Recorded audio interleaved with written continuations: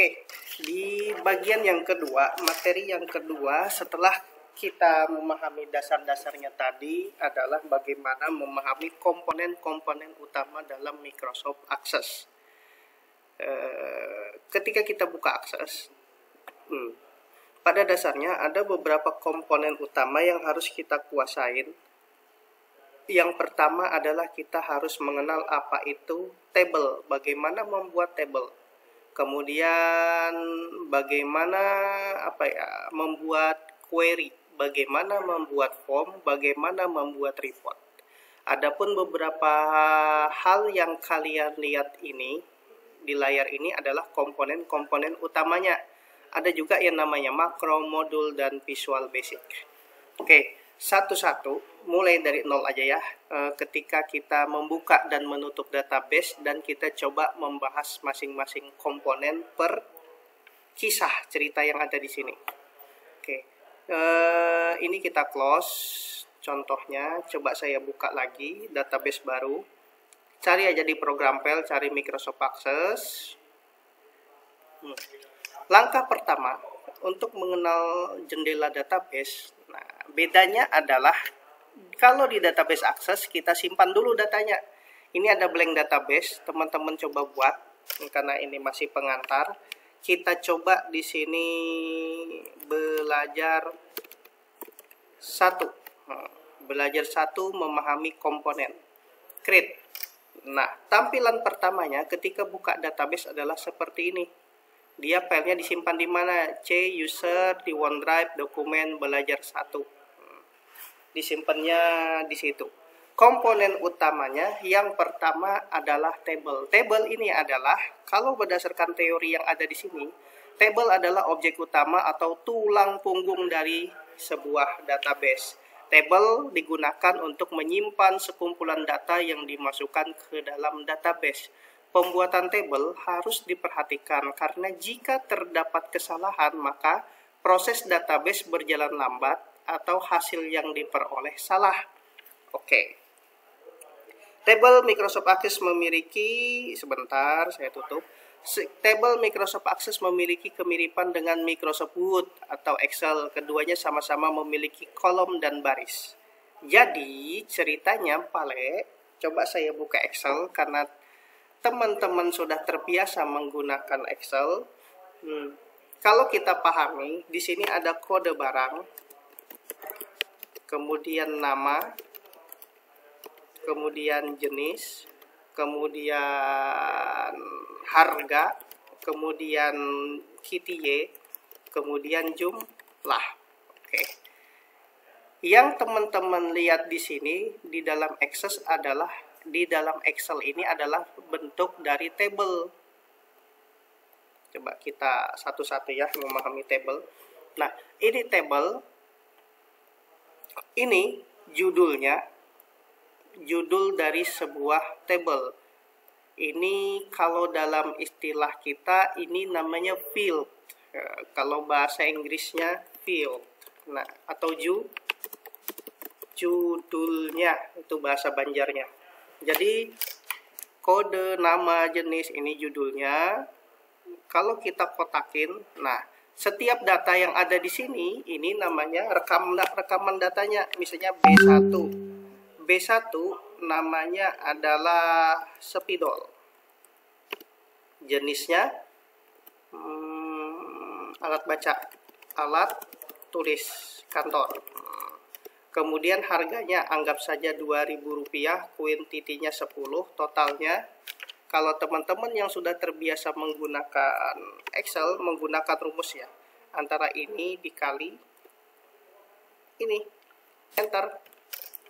Nah, ini istilah-istilah seperti ini, B2, B3, B4, anggap aja lah spidolnya berbagai jenis kan dengan harga yang sama. Nah, berbagai jenis ini adalah isian data. Isian ini kan kalau di Excel ini apa namanya? Ini kolom, ini baris. Ada lagi istilahnya, kalau ini field, kalau ini record, isian datanya. Atau istilahnya record, data yang terekam. Nah, ada beberapa kelemahan kalau kita berkaca dari sini nanti, saya cerita ada tolak ukurnya dari sini. Kalau ini turun ke bawah, Enron, kelemahan Microsoft Office Excel adalah data yang di dalam yang bisa direkam di dalam setiap datanya terbatas pada 1.048.576 baris. Kemudian di sebelah sini kolomnya jumlahnya sampai X, F, D.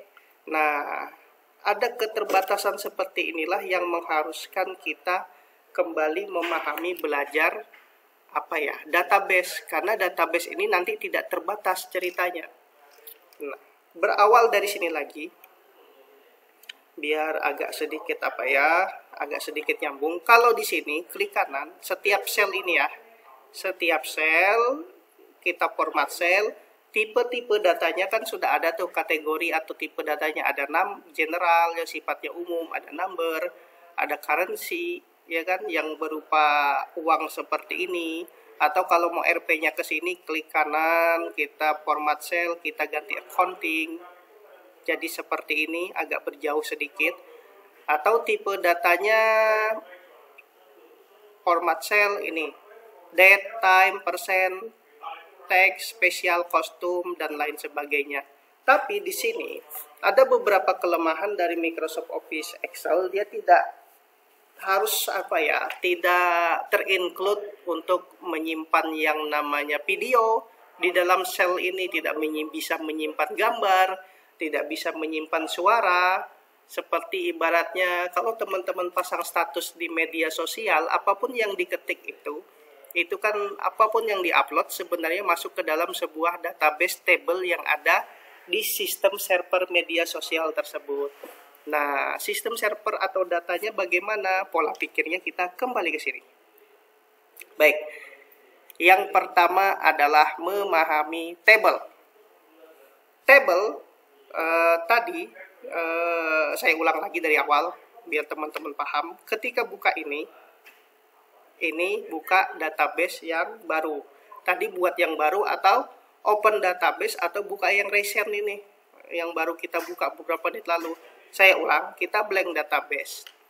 Nah, kita ganti namanya latihan table, biar teman-teman nanti langsung coba, saya kasih penugasan. Nah, otomatis table tadi, atau yang tadi database itu disimpan dulu. Lupa saya ngomong. Tadi, ini namanya database ya.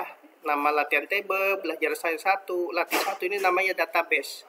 Di dalam database, nanti ada yang namanya table. Nah, table ini teman-teman simpan dulu. Nah, table 1 saya save, misalnya tabel karyawan. Tabel karyawan baru oke kan. Nah, otomatis di sini jadilah sebuah tabel karyawan. Berbeda dengan Microsoft Excel yang ininya kita definisikan di sini. Perbedaannya adalah kalau di dalam database Access ini kita masuk klik kanan desain view. Kita tentukan dulu isian fieldnya ini. Begitu ceritanya. Kita tentukan dulu. Kayak tadi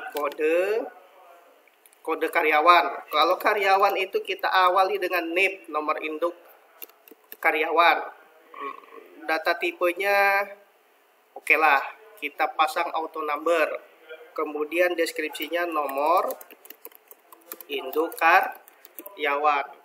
Kemudian setelah nick, nama, ya kan? Nama itu tipe datanya kita tentukan. Kalau tadi di Excel berdasarkan sel, kalau tidak seperti ini nih. Kalau kita ada berbagai macam tipe data. Yang pertama short text, tipe data short text ini segala sesuatu yang kita ketik tapi dibatasi sejumlah 255 karakter. Kalau nama ini kita batasi menjadi 10 karakter, sebentar, nanti nama karyawan. Coba kita view ya datanya. Di sini ada jendela view atau klik kanan di sini datasheet view, sembarang aja. Kamu view seperti ini, terus kita yes kan. Nah, otomatis ketika saya masukkan namanya adalah anak, akun. Nah, saya nggak bisa lagi sebatas 10 karakter. Ini saya coba ketik di keyboard, ada suara seperti itu. Tapi kalau di sini kita ganti sebagai apa ya, 15 karakter. Nah, kita yeskan lagi. Anak Agung Dwi. Nah, tidak bisa, pas sudah. Anak Agung Dwi. Ibaratnya tuh, ya kan? Intinya adalah short text adalah segala sesuatu data yang terbatas. Tapi bagaimana yang tidak terbatas? Contohnya gini. Misalnya alamat. Alamat ini mau ngetik sepanjangnya. Ini bisa kita ganti long text. Jadi artinya ini tidak terbatas. Kemudian misalnya kita ketik jenis data yang lain di sini. Ini kan number, long text, usia, umur. Nah, umur kita ganti di sini number. Sesuatu yang berupa angka. Number, di dalam number bit size-nya macam-macam tuh. Nah, ada bit, integer, long integer, ada single nih 0 komanya sampai 8 digit. Kalau double 2 kali 8, 0-nya sampai 16 digit. Nah, kemudian ada replication ID, ada desimal, ini nanti pelan-pelan kita pahamin. Kita ambil yang secara default aja, yang long integer. Kemudian nama, umur, kira-kira apalagi kira-kira yang mencerminkan sebuah karyawan ya, foto. Kalau foto karyawan, kita ganti di sini ada jenis data yang namanya attachment. Nah, attachment ini untuk menginput, mengupload IPA ya. Kalau email kan namanya attach ya. Nah, sebentar saya yes. Attachment itu formatnya kayak gini nih. Ketika ini diklik, manage attachment, masukkan datanya. Mau masukkan video, gambar, foto, dan lain-lainnya, dokumen kah, pokoknya namanya sistem attachment. Oke, saya lanjutkan lagi di sini. Ini foto, attachment, kemudian kira-kira apalagi jenis kelamin.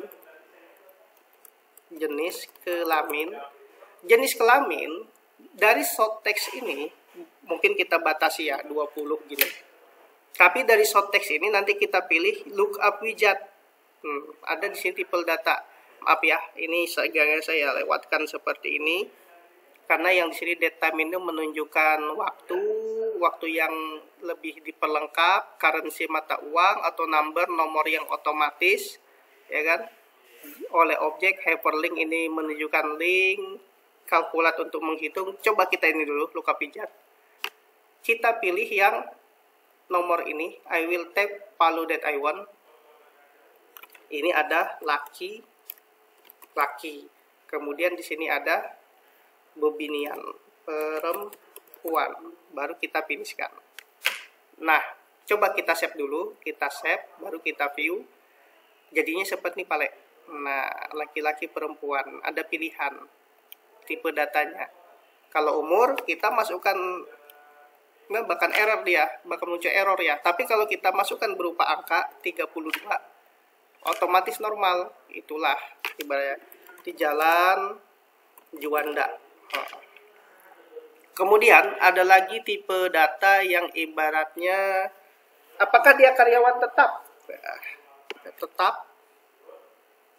Karyawan tetap. Kita kasih kondisi yes atau no. Nah, ini dia. Jadi kalau dia berupa karyawan tetap, kita view, kita yeskan lagi yang sudah dibuat tadi. Kalau dia berupa seorang karyawan tetap, kita centang. Nah, ini secara umum tipe data untuk mengenai tabel. Mudah-mudahan teman bisa ngikutin. Nah, di sini saya coba kasih kasus kepada teman-teman. Itu nanti ada apa ya, di bab 2 atau bab 3 di modul yang saya kirim ke WA. Coba teman-teman buat daftar tabelnya. Nah, ini susahnya mata kuliah praktikum kalau kerjakan di rumah. Nggak bisa saya pantau, tapi di sini saya harapkan teman-teman mau coba membuat tabel. Oke, saya ulangi lagi, saya buat lagi satu tabel. Ini tabel karyawan, kita bikin tabel, ini namanya kan sheet barang ya. Kita bikin tabel barang berdasarkan data yang ada di sini. Coba kita garap, bosku. Nah, kita create. Kemudian di sini kita pilih table design. Oke. Muncullah seperti ini ya. Langsung database-nya seperti ini. Nah, Yang pertama adalah kode. Kita ganti kode, kita tetap berupa short text, tapi kita batasin sampai 12 karakter. Kemudian nama barangnya tadi, nama, kita batasi nama barangnya sampai 27 karakter. Oh, kebanyakan. Dibatas sampai 27. Kemudian jenis tadi ya, jenis kita batasi sampai 25, tapi kita buat di sini, kita ganti lookup pijat. Baru I will type value that I want. Jenisnya kita tulis di sini alat tulis. Kemudian jenisnya perlengkapan, terus kita tulis apa lagi di sini? Peralatan, terus di sini lain-lain. Ini contoh doang ya. Kemudian jenis, apalagi tadi, nama, jenis, harga, quantity, dan jumlah. Oke. Harga kita ganti di sini number atau currency aja. Kemudian kita ganti di sini KTA. KTA kita ganti number. Oke, bisa juga jumlah. Kita masukkan jenis datanya calculate di sini. Nah, ini fitur baru dari Microsoft. Cuman nanti aja dulu, karena saya mau mengajarkan masalah query, jadi saya nanti dulu mengajarkan ini. Jadi teman-teman perhatikan yang ada dulu sekarang. Kode, kita save namanya tabel barang. Ini ketika diokekan, nih, ada muncul. There is no primary key defined. Tidak ada primary key yang ditentukan nih. Kadang-kadang sebuah primary key memang tidak perlu dibutuhkan. Is not required. Is highly recommended. Nah, sangat direkomendasikan. Setiap table harus memiliki primary key supaya bisa kamu tentukan hubungan antara tabel satu dengan tabel yang lain. Apakah kamu akan membuat primary key? Begini ceritanya ya. Saya jelaskan tentang konsep primary key dalam table. Jadi nanti ada namanya setelah table, kita belajar yang namanya ini. Relationship. Relationship adalah relasi atau hubungan antar beberapa table dalam database. Nah, ini dia. Berhubungan dengan narasi yang ini. Tapi saya jelaskan dulu kenapa penting primary key. Coba saya pilih yes. Ketika saya yes-kan secara default nanti dibikin namanya ID atau number. Jadi ketika di sini diketik kode barangnya B1, namanya sabun, jenisnya lain-lain, harganya 3.000. Kemudian kuantitinya 12. Kemudian diketik lagi B3, jenisnya spidol. Alat tulis kantor. Atau ketika kita mau tambahkan data lain, karena tadi sudah lookup pijat, tinggal kita edit, kita tambahkan data yang lain-lain. Oke, kita pilih peralatan, anggap aja alat tulis. Kemudian spidol itu harganya sekarang kira-kira Rp5.000 ya. Kemudian kita tulis stoknya ada 36 biji. Nah, inilah yang bikin nomornya otomatis tadi. Ketika di sini 4, ya kan? Kemudian bla bla. Saya anggap bla bla aja dulu deh, biar teman-teman bisa agak sedikit ini. Nah, ini kan ada kesalahan tulis. Maunya B2. Nah, habis itu kita kasih nama apa ya? Type X. Gimana sih tulisan type X? Type X. Jenisnya perlengkapan atau alat tulis. Tidak apa-apa, kita contoh doang.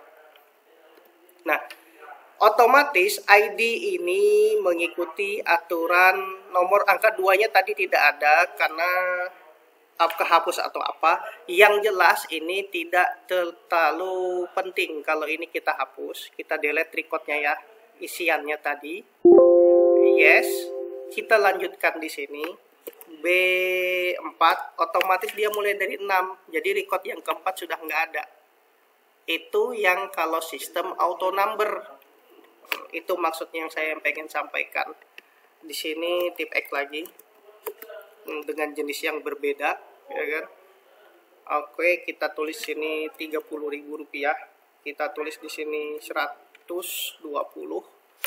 Nah, primary key mencegah terjadinya penduplikasian data, dan primary key inilah yang biasanya kalau di transaksi bisnis sebagai nomor transaksi, nomor nota yang ibaratnya tidak bisa diduplikasi. Oke, saya lanjutkan. Primary key dalam jenis barang ini jarang, karena biasanya kode barang inilah yang jadi primary key. Makanya ketika ini kita delete barisnya, ya kan, otomatis yang jadi primary key adalah kode barang ini. Klik kanan di sini, setting jadi primary key, atau klik di sini. Kenapa primary key ini wajib? Coba saya buat di sini, kita geskan. Andai kata di sini saya bikin B1.